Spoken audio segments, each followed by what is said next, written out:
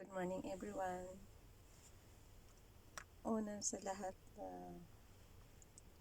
ang ating pagbati sa Ralph Lion Pagbubo-Vlogs. 4th Mansari. Happy 4th Mansari Ralph Lion Pagbubo-Vlogs. And nawa, humaba pa tayo ng ilang taon. Ilang daang taon. Dito sa YouTube. And thank you so much talaga. Dalawa camera ko ngayon guys kasi meron din akong babatiin na na kaibigan ko. Kasabayan natin sa YouTube. Pero sila kasi na-monetize na. Tayo hindi pa. Dahan-dahan lang tayo. Hindi ko alam kung kailan tayo ma-monetize. Pero bahala na. Bahala na si Father God. Ayan. Sandali lang, pindutin ko lang yung isang camera. Hello, Bes. Congratulations and narating mo na yung pinaka-dream mo. Congratulations at na-monetize ka ni YouTube. And talagang pinaghandaan ko pa yung video mo Wala. Yun lang. Happy congratulations pala. And nawa magkita-kits tayo dyan sa Pinas. Congratulations again, my friend, my best. Sir Melvin Anives. God bless. Ayun na guys. Tanggalin na natin siya. Okay lang.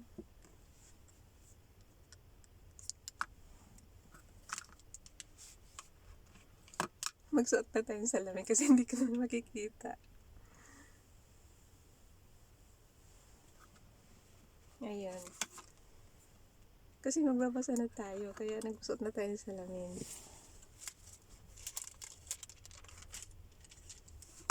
Ano kaya i-play natin? Tingnan ko nga kung anong itsura.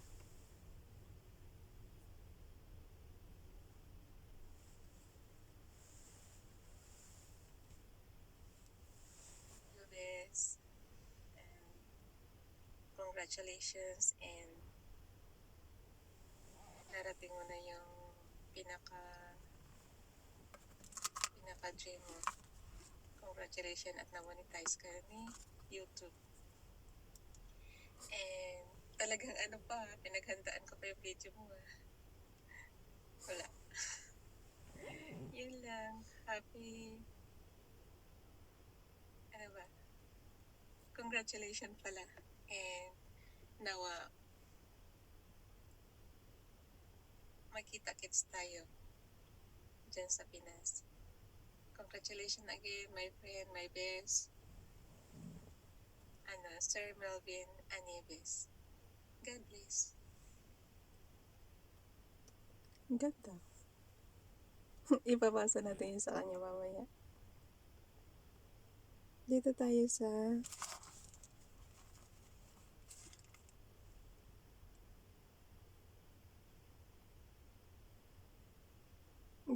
guys sa Leviticus chapter 14. Basa na. And teka, wait. Yung karugtong naman kahapon, sabi ko sa inyo mahaba yung Matthew 26:51 to 75. So, basa naman tayo ng chapter 14. Seryoso na nakasalamin na. Thank you, Father God, sa 4 months na pagbabasa namin dito sa Bible mo. And nawa, maraming natutunan yung mga nanonood sa akin. Yun. Chapter 14. And Matthew 26:51 to 75. So, dito tayo. Cleansing from infectious skin disease. The Lord said to Moses, "These are the regulations for this deceased person at the time of his ceremonial cleansing when he is brought to the priest. The priest is to go outside the camp and examine him. If the person has been healed of his infectious skin disease, the priest shall order the two live clean birds and some cedar wood, scarlet yarn, and his soup be brought for the one to be cleansed. Yung pinapadala sa guys. Then the priest shall order that one of the birds be killed over fresh water in a clay pot. He is then to take the live bird and dip it together with the clear wood, with the cedar wood, the scarlet yarn, and the hyssop into the blood of the bird. Yeah, my blood, guys. That was killed over the fresh water. 7 times he shall sprinkle the one to cleanse of the infectious disease and pronounce him clean. Then he is to release the live bird in the open fields.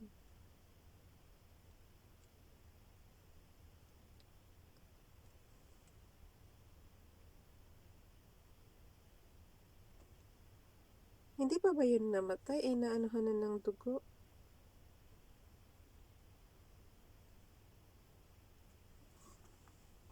Ayoko nang intindihin, guys. Sabi ko sa'yo, pampari naman yan. The person to be cleansed must wash his clothes, shave off his hair, and bath with water. Then will be ceremonially clean. After this, he may come into the camp, but he must stay outside his tent for 7 days. On the 7th day, he must shave off all his hair. He must shave his head, his beard, his eyebrows, and the rest of his hair. He must wash his clothes and bath himself with water, and he will be clean. So, kailangan pala magpakalbo. Lahat, pati kilay. On the 8th day. Pero ako, guys, nangangarap akong, pag pag medyo matanda na talaga tayo. Pag medyo matanda na talaga tayo. Bala ko talaga magpakalbo. Hindi, bihira lang ako nakakita ng babaeng nagpapakalbo eh. So, gusto kong magpakalbo. Pag nasa Pinas na tayo. Para kahit hindi lumabas na bahay, okay lang. On the 8th day, he must bring 2 male lamb and 1 ewe lamb, a year old, each without defect, along with 3/10 of an ephah of wine flour mixed with oil of a grain offering and 1 log of oil.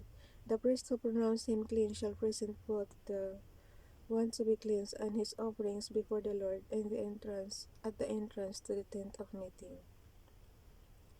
Then the priest is to take one of the male lambs and offer it as guilt offering, along with the log oil. He shall wave them before the Lord as a wave offering. He is to slaughter the lamb in the holy place, where the sin offering and the burnt offering are slaughtered. Like the sin offering, the guilt offering belongs to the priest. It is most holy. The priest is to take some of the blood of the guilt offering and put it on the lobe of the right ear of the one to be cleansed, on the thumb of his right hand, and on the big toe of his right foot. The priest shall then take some of the log of oil, pour it in the palm of his own left hand, dip his right forefinger into the oil in his palm, and with his finger sprinkle some of it before the Lord 7 times. Mahalaga yung 7, no? Parating 7 times. 7-7. Yung i-isolate ka 7 days. At tapos dagdagan ulit ng 7 days. 4-7 siya. The priest is to put some of the oil remaining in his palm on the lobe of the right ear of the one to be cleansed, on the thumb of his right hand, and on the big toe of his right foot, on top of the blood of the guilt offering. The rest of the oil in his palm the priest shall put on the head of the one to be cleansed, and make atonement for him before the Lord. Then the priest is to sacrifice the sin offering and make atonement for the one to be cleansed from his uncleanness.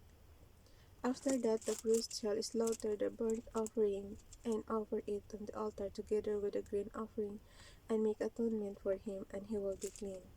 If, however, he is poor and cannot afford this, he must take 1 male lamb as guilt offering. Guys, poor pa sa kanila yun, yung 1 male lamb. Alam mo ba kung magkano ang lamb ngayon?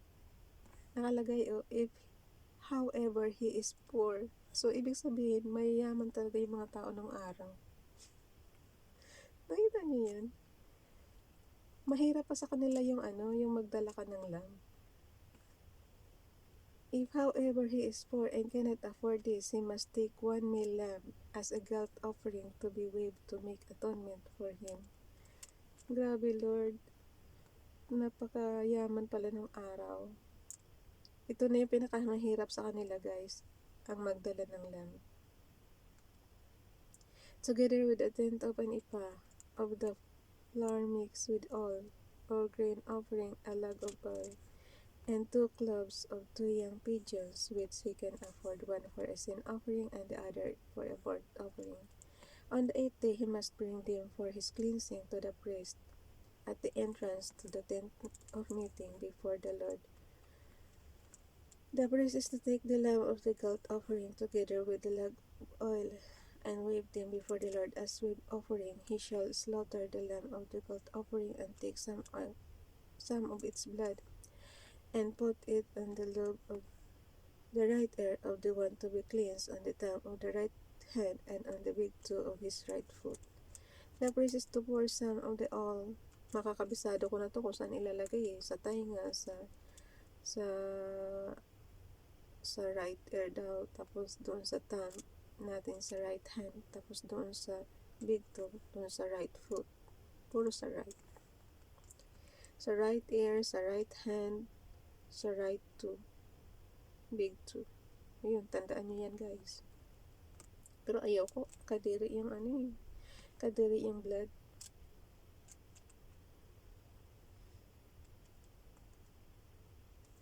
The priest is to pour some of the oil into the palm of his own left hand, and with his right forefinger. The priest is to pour some of the oil into the palm of his own left hand, and with his right forefinger sprinkle some of the oil from palm 7 times before the Lord. Some of the oil in his palm he is to put on the same places he put the blood of the guilt offering, on the lobe of the right ear of the one to be cleansed, on the thumb of his right hand, and on the big toe of his right foot.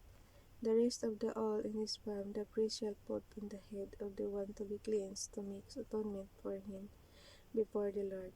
Then he shall sacrifice the doves of the young pigeons, or the young pigeons, which the person can afford, one as a sin offering and the other as a burnt offering, together with the grain offering. In this way, the priest will make atonement before the Lord on behalf of the one to be cleansed.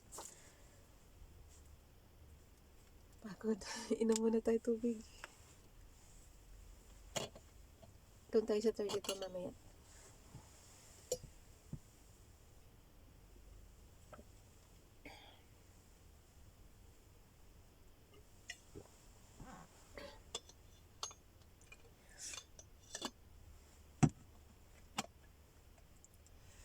These are the regulations for anyone who has an infectious skin disease and who cannot afford the regular offerings for his cleansing. Cleansing from mildew. Mildew or mildew?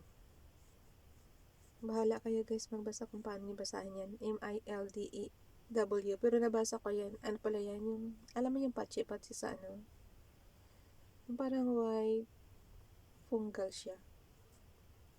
Yung sa mga dahon-dahon kung ano. Pero ito naman kasi sa mga clothes. So yun yung ang tawag sa nag-google talaga eh. Yung tawag sa kanya mildew.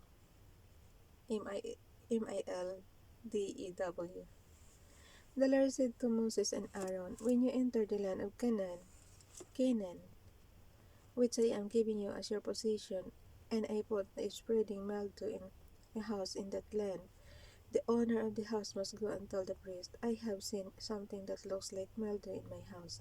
The priest is to order the house to be emptied before he goes to examine and mildew, so that nothing in the house will be pronounced unclean. After this, the priest is to go in and inspect the house. He is to examine the mildew on the walls, and if it has greenish or reddish depressions that appear to be deeper than the surface of the wall, the priest shall go out the doorway of the house and close it up for 7 days. On the seventh day, the priest shall return to inspect the house. If the mildew has spread on the walls, he is to order that the contaminated stones be torn out and thrown into an unclean place outside the town. He must have all the inside walls of the house scraped, and the materials that is scraped of them into an unclean place outside the town. Sayang naman yung bahay. Ganun pala yun, guys. Tingin ko pagka luma na, di ba ganun na ang mangyayari? Magkaroon na talaga ng mga blemishes. Parang tao lang. Pag tumatanda, nagkaroon ng maraming blemishes. Then they are to take other scrap of damp into an unclean place outside the town.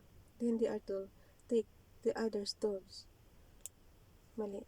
Support dito tayo, guys. Then they are to take other stones to replace this and take new clay and plaster the house. If the mildew repairs in the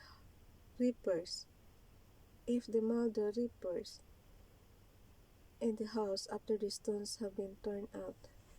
Ay, wait lang, guys.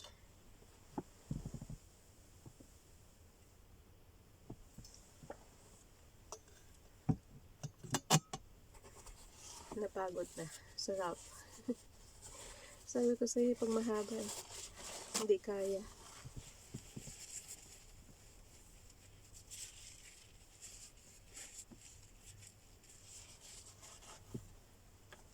Anong oras na ba? Ay, bilis na, guys. Wala pa tayo sa New Testament. Ba't mahaba yata? Isang chapter lang, pero parang pagkadamdam ko ang haba.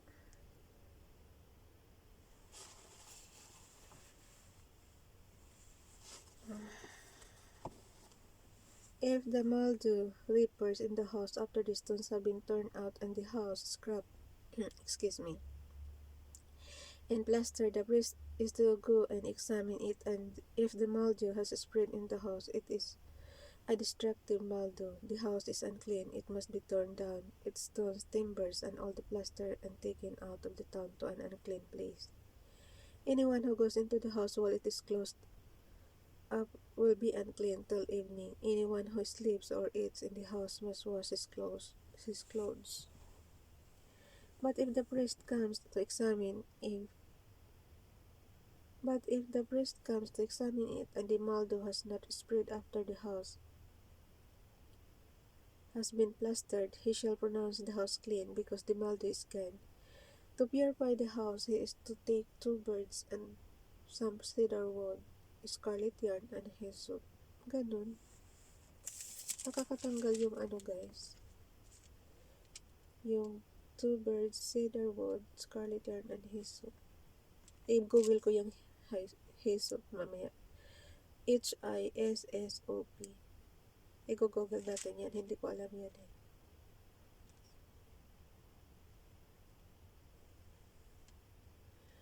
He shall kill one of the birds over fresh water in a clay pot. Then he is to take the cedar wood, the hyssop, the scarlet yarn, and the live bird, dip them into the blood of the dead bird, the bird's blood, the fresh water, the live bird, the cedar wood, the hyssop, and the scarlet yarn. Then he is to release the live bird in the open fields. Kaya pala, guys, kanina tinanong ko, di ba patay na yan? So, dalawa pala talaga yung birds. Isang pinatay, isang hindi. Isang buhay. Pag di mo talaga tapusin yung guys, hindi mo matatandaan. Kailangan tapusin mo yung story ng chapter.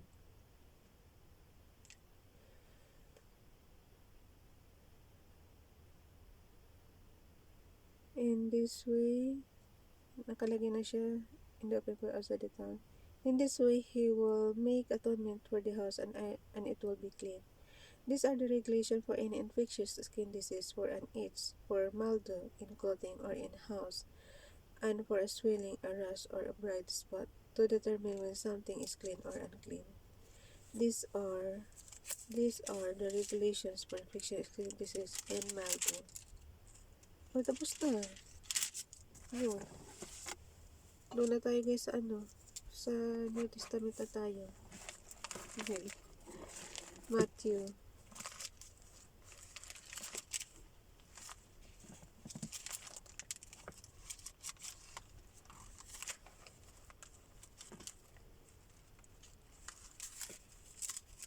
$26, diba?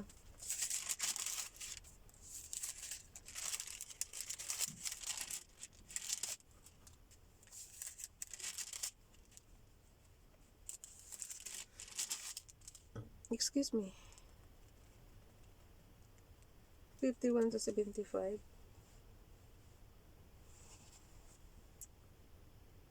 Yung ating schedule, na rin, sobrang luma na.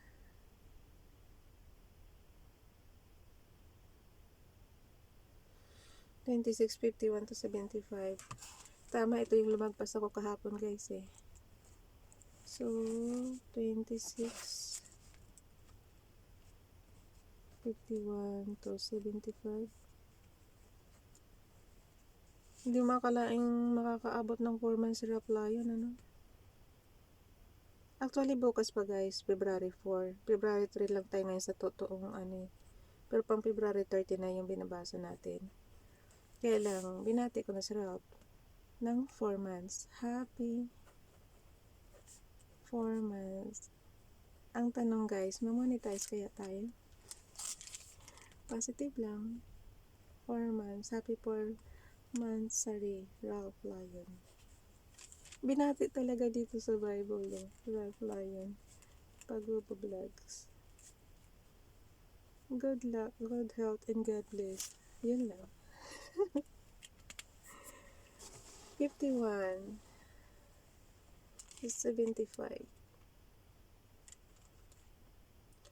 With that, one of Jesus' companions reached for his sword, drew it out, and struck the servant of the high priest, cutting off his ear. Yung tainga guys, tinaga niya, natanggal. Put your sword back in its place, Jesus said to him, for all who draw the sword will die by the sword. Hala ka. Yun pala yun. Pagka pumatay ka, alam mo na, pumatay ka by sword. So, mamamatay ka rin sa halimbawa, kung papatay ka sa baril, mamamatay ka rin sa baril, ganun. With that one, Jesus, put your sword back in its place, Jesus said to him, for all who draw the sword will die by the sword. Do you think I cannot call on my Father, and he will at once put at my disposal more than 12 legions of angels? But how then would the scriptures be fulfilled that say it must happen this way?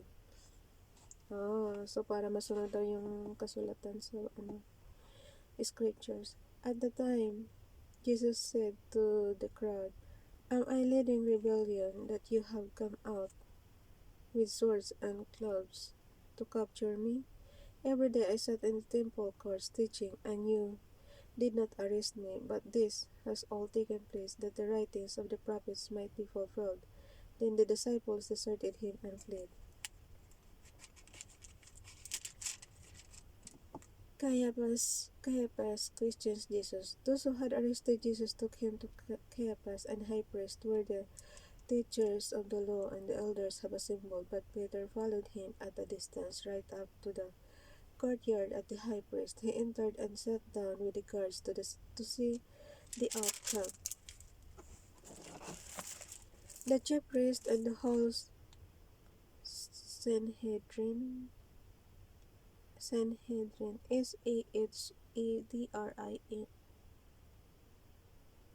Anong Sanhedrin, guys?